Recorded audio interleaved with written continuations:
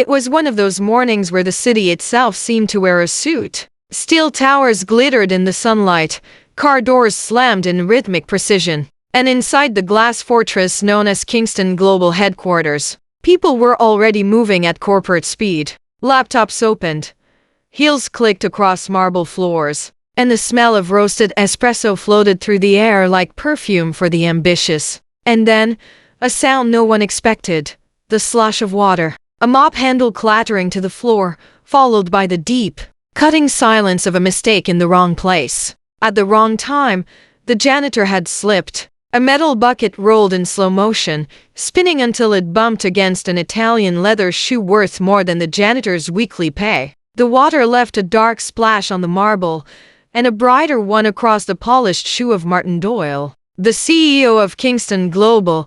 He looked down, slowly. The office froze. Martin Doyle wasn't known for patience. He was known for precision, for perfection, for power that didn't just whisper, it commanded. And when he finally spoke, his words sliced through the air like glass. "Watch where you're going, old man," he said. "Do you even know what $1 million floor costs?" He didn't shout, he didn't need to. His tone carried the weight of humiliation disguised as professionalism. People nearby pretended to stay busy, typing harder, clicking faster, pretending they hadn't seen, but everyone had. The janitor, Samuel Torres, bent down quietly, collecting the mop. His hands moved steadily, but his eyes stayed on the floor. No words, no excuses, just quiet dignity. And that silence? That was the part that made Martin smirk. "You're lucky I'm not in a bad mood," he added, stepping back. "Clean it up before my next meeting." Then he walked away, leaving a trail of expensive cologne and superiority behind him. Samuel simply wrung out the mop, one twist at a time. He didn't look angry. He didn't look embarrassed. He looked like someone thinking. But no one noticed, because in that office, people didn't look at janitors. They looked past them. That moment, simple, quiet, seemingly insignificant, would become the spark that changed everything. Because Samuel Torres wasn't who they thought he was, not by a long shot. For now, though, the world saw him as just another invisible man cleaning up someone else's mess. And that's exactly how he wanted it. By noon, the story of the janitor who almost tripped the CEO had already traveled through the building's gossip channels. In the cafeteria, assistants whispered. On the executive floor, managers chuckled about how the help needed better training.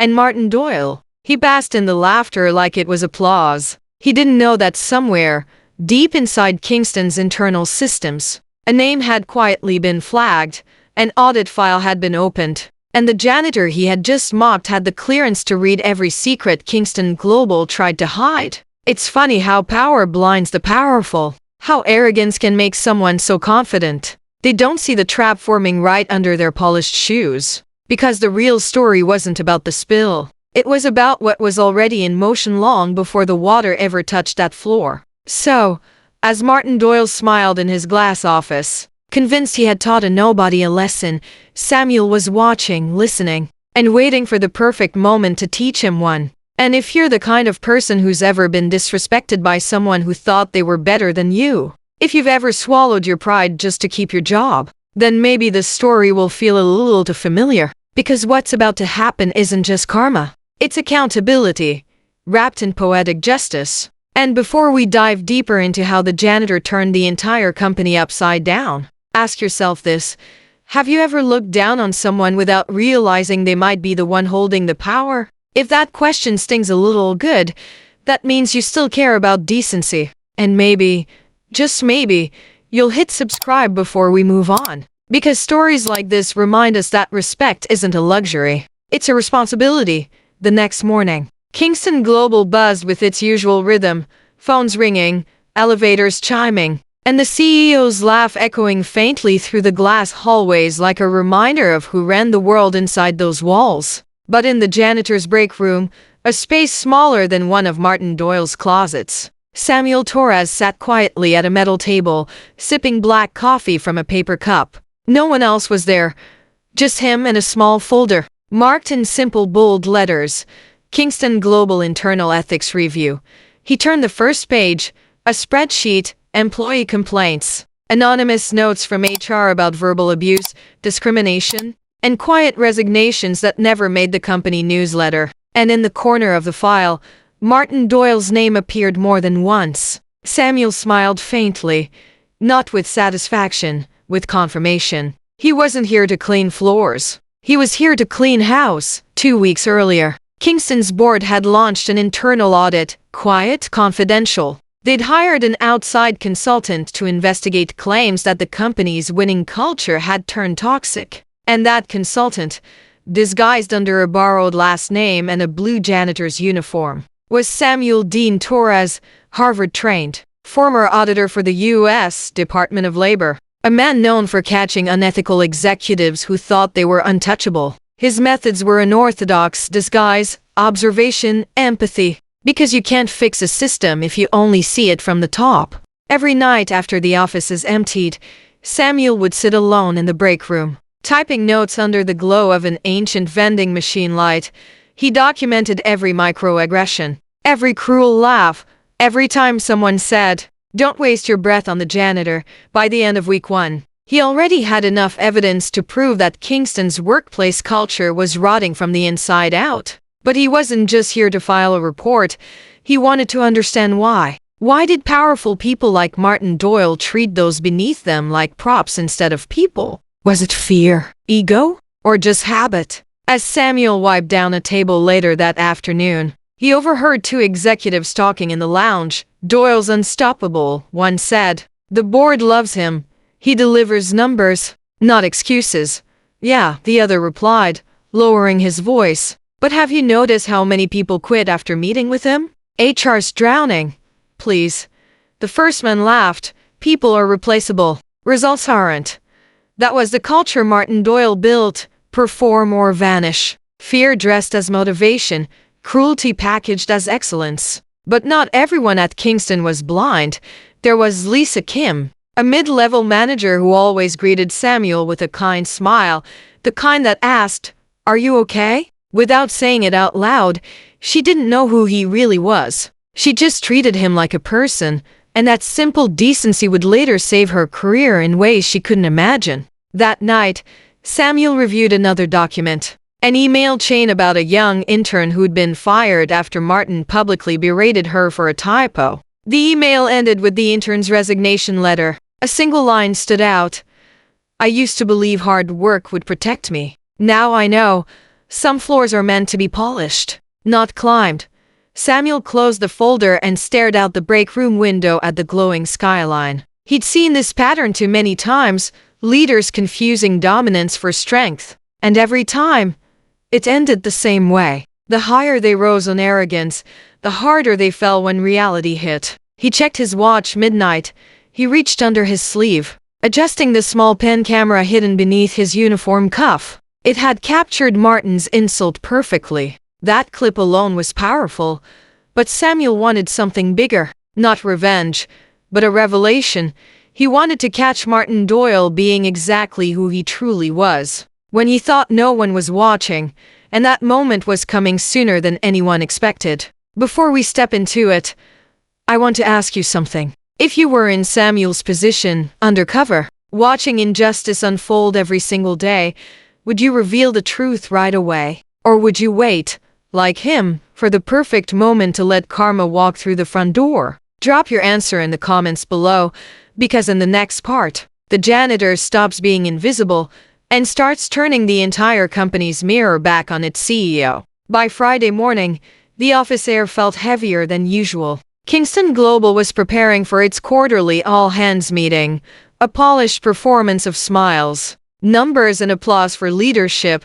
Everyone knew the ritual. The CEO would boast, the managers would clap, and the rest would pretend to be inspired. Martin Doyle loved these mornings. He loved the stage lights, the projection screens, and the way his voice filled the room.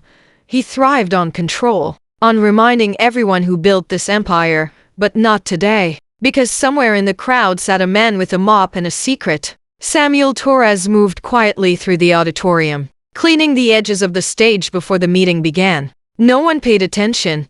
No one ever did. On the side of his utility cart sat a small black case. Inside, A mini camera lens barely larger than a button. He adjusted it under the edge of the podium, then stepped back as if checking his work. To anyone watching, it was just a janitor doing his job. To Samuel, it was the final piece of a puzzle that had been building all week. He'd already captured Martin's insults, his manipulation, and even a late-night conversation where the CEO bragged about cleaning house by firing people who didn't fit the company image. But what he needed now was proof that Martin's toxicity wasn't an accident. It was policy. At 9 a.m. sharp, employees filed in, coffee cups in hand, faces arranged in careful masks of enthusiasm. Martin stepped on stage, his suit crisp, his smile rehearsed. "Good morning, team." Another record quarter at Kingston Global. Applause echoed. The cameras flashed. He held up a gold pen. "They say the pen is mightier than the sword, but I've learned it's even better for signing termination letters." Laughter rippled through the room, forced, uncomfortable laughter. From the back corner, Samuel recorded every word. He'd learned long ago that silence tells more truth than sound. The quiet faces, the tight smiles, they revealed what fear looked like in corporate clothing. As Martin continued his speech, his tone turned crueler. "Some people here think I'm too harsh," he said, pacing the stage, "but if you can't handle pressure, you don't belong in this company. Mediocrity isn't a flaw, it's a disease. And I'm the cure." Applause again. Weaker this time. Even Lisa Kim, the manager who always smiled, kept her hands still. She looked tired, drained. Then Martin's gaze landed on her. He smirked. "Lisa, care to share what your team's been doing to deserve their paychecks?" A murmur spread through the crowd. Lisa froze, startled. "Sir, we've been finalizing the—" "Don't defend yourself," Martin interrupted, voice sharp. "If you have to explain your value, you probably don't have any." Laughter again. But this time, it came from only a few of his loyal followers. The rest of the room sat in stunned silence. Samuel felt his jaw tighten.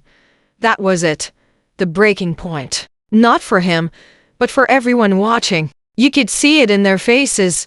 The fatigue, the resentment, the quiet agreement that this had gone too far. He glanced at the tiny red light on his hidden camera, still blinking, perfect. When the meeting ended, Martin strutted off stage, basking in applause that sounded more like obligation than admiration. As the employees filtered out, Samuel quietly gathered his cart and wheeled it toward the exit. But he wasn't heading to the janitor's closet this time. He was heading to his hotel room downtown to upload everything he'd captured. That evening, as the city lights flickered on, Samuel's laptop screen glowed with dozens of video clips, each one a confession without words. He organized them into a single file labeled Kingston Culture Truth. He stared at it for a long moment before pressing save. The next move wouldn't just expose a man. It would expose a mindset. Still, even Samuel hesitated. Because once you release the truth, there's no taking it back. And sometimes, truth doesn't just destroy corruption. It changes everyone who touches it. So let me ask you something before we move to the next act. If you were Samuel, holding proof that could ruin a powerful man but also shake an entire company, would you go public right away? Or would you wait just a little longer to make sure justice hits at the perfect moment? Think about that. Because up next, timing becomes everything, and the hunter finally lets the CEO see who's really cleaning his floors. Monday came cloaked in the kind of calm that usually hides a storm. The elevators hummed softly, coffee machines hissed, and everyone at Kingston Global acted like the Friday meeting had never happened. But you could feel it. Something had shifted. Eyes no longer sparkled when Martin Doyle walked by. They just followed him, quietly, carefully, like witnesses waiting for a headline to break. Martin, of course, noticed nothing. He never did. He strutted through the lobby with that trademark half-smile, nodding at executives who flinched when he made eye contact. The man lived in his own echo chamber, one built of fear and flattery. Samuel Torres watched him from the far end of the corridor, pushing his cart past the glass doors of the executive wing. Today was the day. Weeks of observation, recordings, and whispered notes had all led here. He wasn't nervous, just deliberate.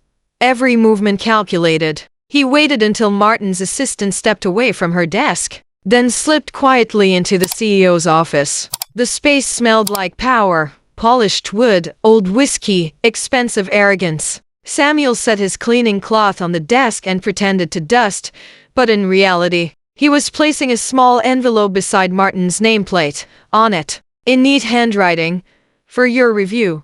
Inside were two things: a USB drive and a single type page. One line read, "Sometimes the mess you make can be mopped up." Minutes later, Martin swept back into the office, phone pressed to his ear, voice dripping superiority.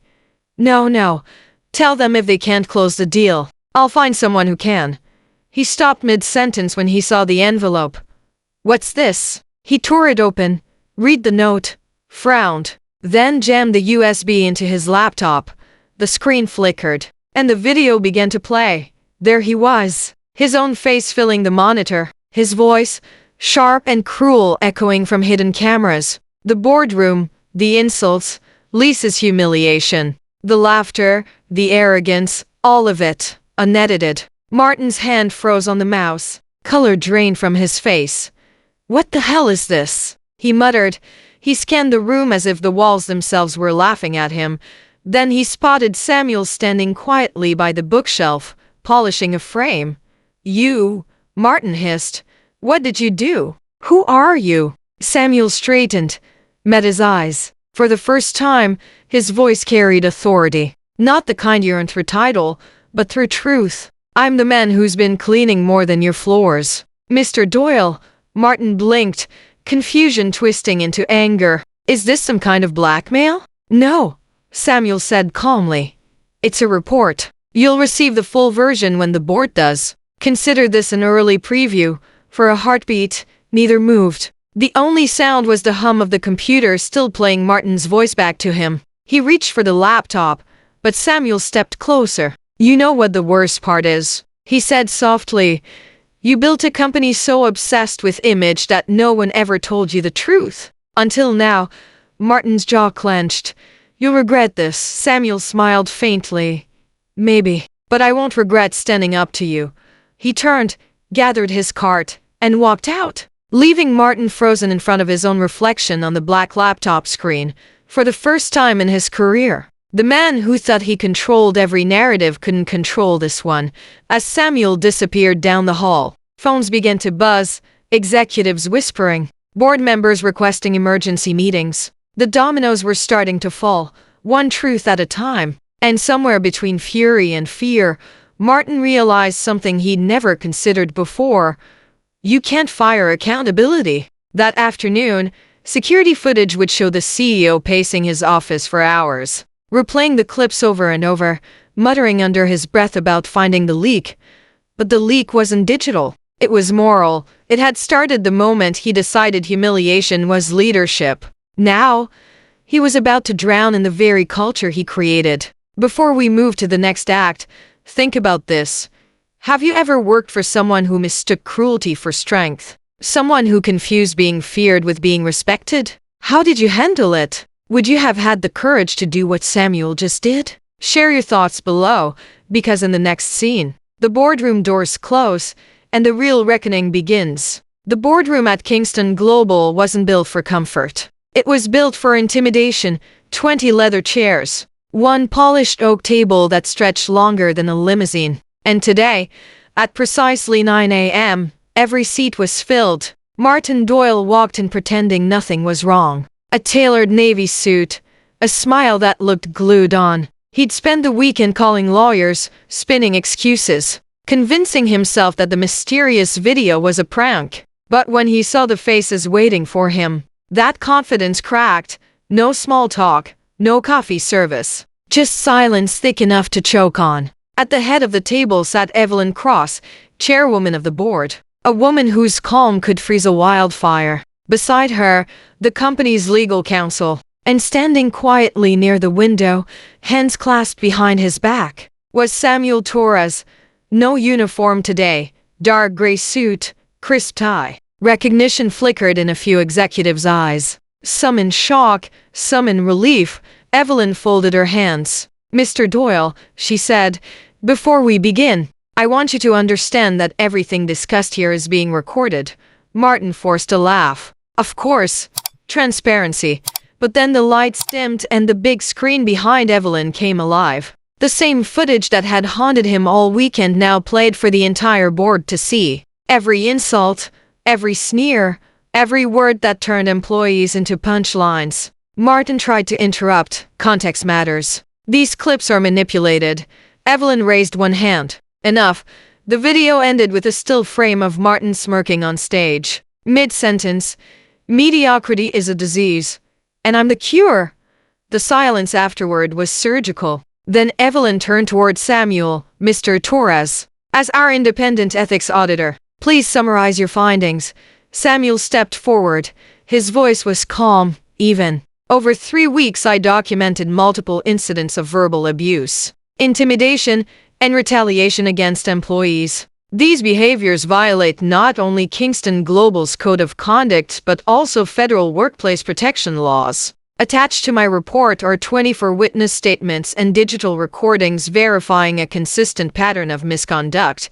He looked directly at Martin. In simpler terms, this company has been running on fear. And fear isn't leadership for a heartbeat. No one moved.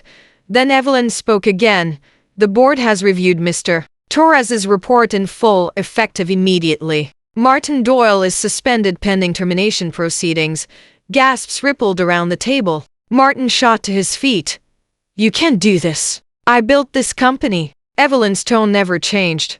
And you almost destroyed it. Security stepped forward quietly. Martin's gaze darted to Samuel. You think you've won? He spat. You're just a consultant. Another parasite feeding off success you couldn't earn. Samuel didn't flinch. Maybe. But at least I clean up the mess instead of creating it. The door closed behind the departing CEO. And for the first time in years, the boardroom exhaled. People looked at each other. Not with fear, but with possibility. Evelyn turned back to Samuel. Your work exposed a sickness we ignored. The board would like you to stay on as Chief Integrity Officer. To rebuild what's been broken. Samuel nodded slowly. I'll do it. But only if we start from the ground up. Policies, culture, everything. Respect can't just be a slogan. Agreed, Evelyn said. Start today. By the end of that meeting. The company that once rewarded cruelty had chosen conscience. And for the employees who'd spent years walking on eggshells, the sound of that decision was louder than any applause. Outside the glass walls, the city buzzed, unaware that a corporate empire had just shifted on its axis because one janitor refused to stay invisible. Before we move on, I want to ask you something. If you were in Samuel's shoes and suddenly held real power inside the very system you exposed, would you use it to rebuild or to punish? Drop your answer in the comments, because we reveal how Samuel's choice reshapes every life inside Kingston Global, and how justice sometimes demands mercy. Change doesn't happen with a press release. It happens in the quiet moments no one films. The Monday after Martin Doyle's removal, Kingston Global felt like a different planet. The same offices, the same computers, but the air had shifted. Conversations sounded freer, footsteps lighter, laughter real instead of rehearsed. Samuel walked through the lobby, now wearing a security badge that read Chief Integrity Officer. The same employees who once looked past him now greeted him with cautious smiles. Some whispered thank you as he passed, others simply nodded, unsure how to act around a man they'd once ignored. He didn't want applause, he wanted understanding. His mission wasn't revenge, it was reconstruction. Because tearing down a toxic culture is easy. Rebuilding trust takes patience. The first thing he did was dismantle the old hierarchy. Gone were the closed-door meetings where fear trickled down like acid. Samuel replaced them with open forums every Friday called The Floor Talk. Anyone, from interns to executives, could step up and speak without consequence. The first week, only 3 people showed up. The second week, a dozen. By month's end, the cafeteria was full. He listened more than he spoke, jotting notes as people poured out stories they'd never dared to share, overlooked promotions, burnout, the constant dread of making a mistake. For the first time, the company that had prided itself on innovation was finally learning empathy. Lisa Kim, the manager Martin had humiliated, became Samuel's closest ally. He promoted her to head of human culture and well-being, a title that made traditionalists roll their eyes until they saw results. Within weeks, turnover dropped, productivity rose, not because people feared losing their jobs, but because they finally felt seen. One afternoon, Samuel called a meeting with the executive team. He began with a question, not a lecture. "When was the last time you thanked the people who keep this building running?" Silence. He nodded toward the window, where a maintenance worker was cleaning the glass. "He makes sure you can see the city you're trying to conquer," Samuel said. "If he disappeared, you'd notice in a day. If you disappeared, would anyone outside this room notice?" No one answered, but they remembered. He launched new ethics training, not the dull, checkbox kind, but sessions built around storytelling. Former employees returned to share how toxic leadership had affected their lives. There were tears, awkward silences, and eventually, breakthroughs. The company began to shift from fear-driven to value-driven. For the first time in years, Kingston Global started winning awards for the right reasons. Still, Samuel wasn't naive.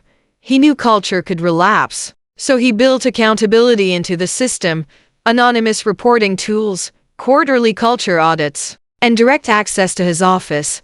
If someone felt unheard, they could bypass every layer of management and talk to him. Some evenings, after the building emptied, Samuel would walk the halls alone, the same path he used to take pushing his janitor's cart. He'd stop by the break room, grab a paper cup, and drink vending machine coffee just to remind himself where the story began. He never deleted the folder labeled Kingston Culture Truth, not as a threat, but as a mirror, a reminder that power, like glass, stays clean only if someone keeps wiping it down. By the end of the first quarter, profits were higher, but that wasn't the headline Samuel cared about. What mattered was the survey where 94% of employees said they finally felt safe. Safe to speak, safe to fail, safe to be human. Standing at the window overlooking the city, Samuel thought of Martin Doyle, not with anger, but with clarity. Sometimes destruction isn't the opposite of creation. It's the first step. Before we move on, think about this. If you were in Samuel's position, finally holding the power to define a company's values, would you focus on forgiveness or accountability first? Let me know in the comments, because we will show that even redemption can have a cost when the ghosts of the past decide to return. 6 months can feel like a lifetime when you've lost everything. For Martin Doyle, every day after his dismissal was a slow descent from penthouse arrogance to ground floor anonymity. He traded tailored suits for sweatshirts, luxury offices for a rented apartment that smelled faintly of regret. The headline still lived online. CEO ousted after viral ethics scandal. Every search of his name brought the same echo: humiliation. He told himself he didn't care. He told himself the world had moved on.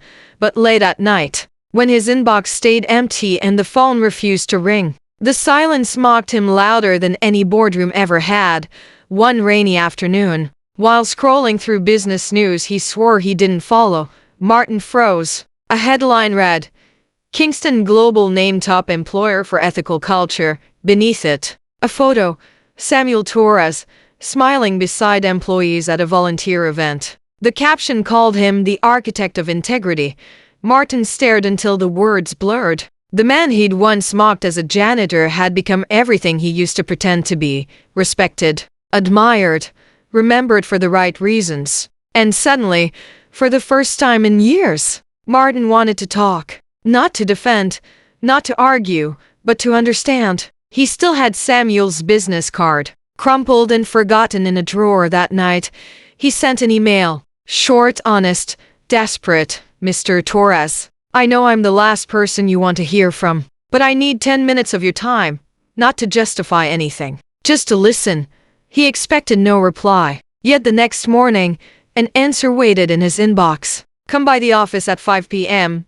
We'll talk." When Martin arrived, security barely recognized him. Gone was the swagger. His shoulders sagged under invisible weight. Samuel met him in the lobby, not as an adversary, but as a man who had already forgiven more than he admitted. They walked to a small conference room. No cameras, no audience. Just two people and years of unfinished sentences. For a moment, neither spoke.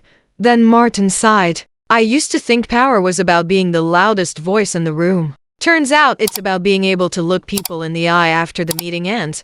Samuel folded his hands. You don't need my forgiveness, Martin. You need your own. But I'll listen. What followed wasn't a confession. It was an unraveling.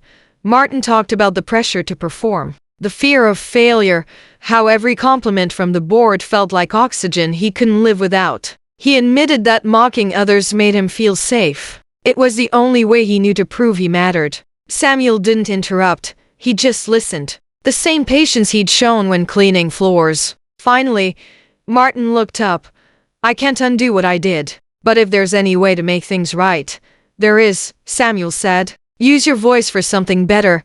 You understand how corruption hides. Expose it. Mentor people who need guidance.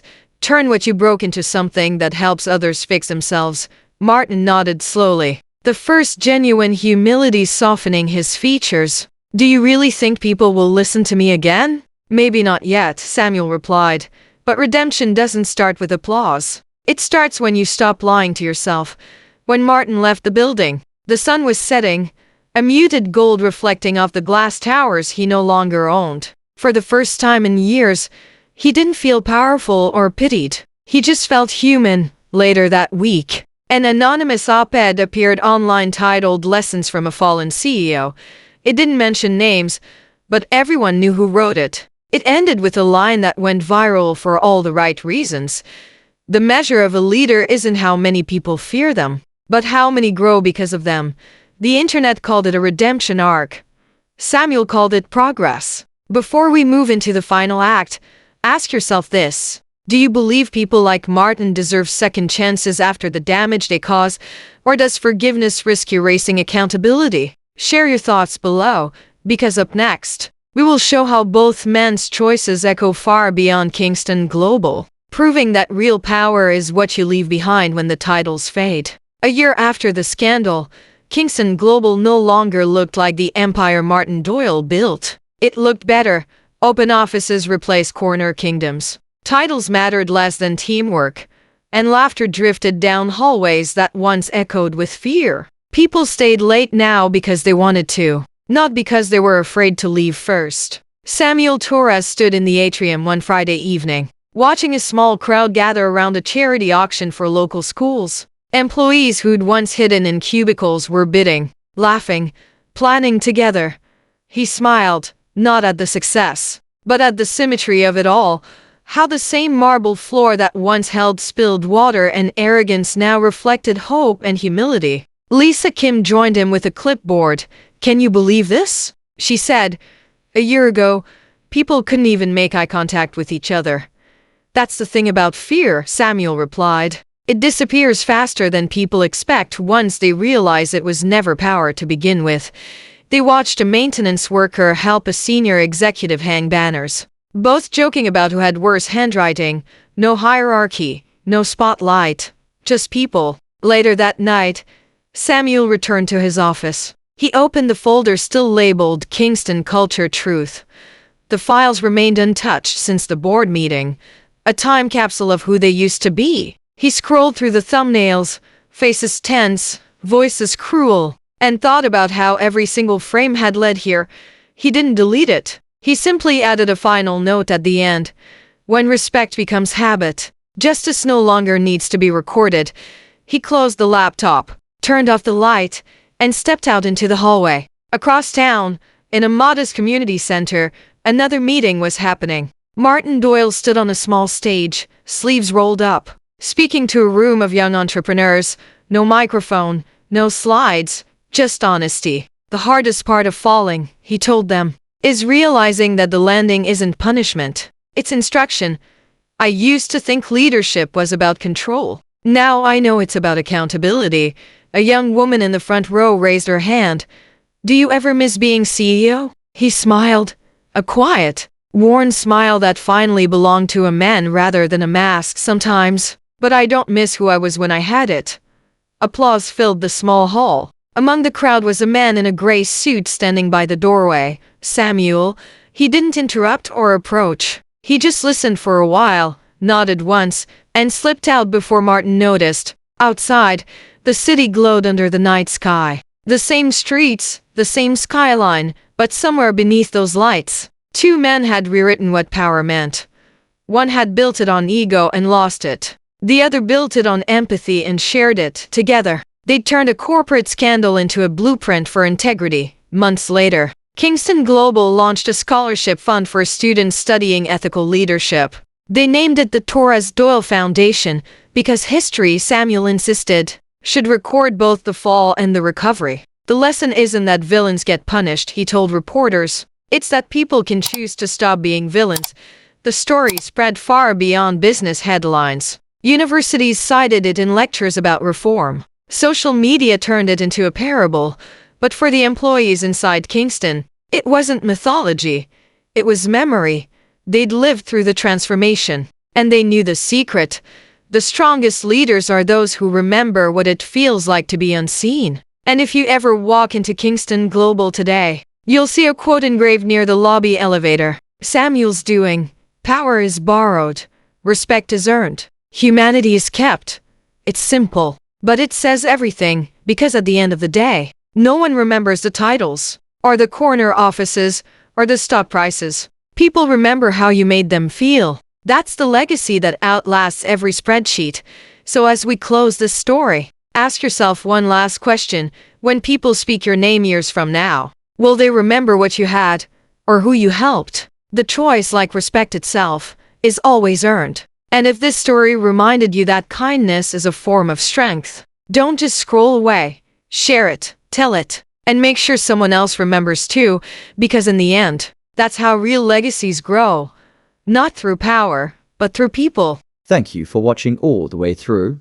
If this story moved you, the next one will surprise you in ways you won't expect. Go ahead and click the video on your screen. Your next story awaits.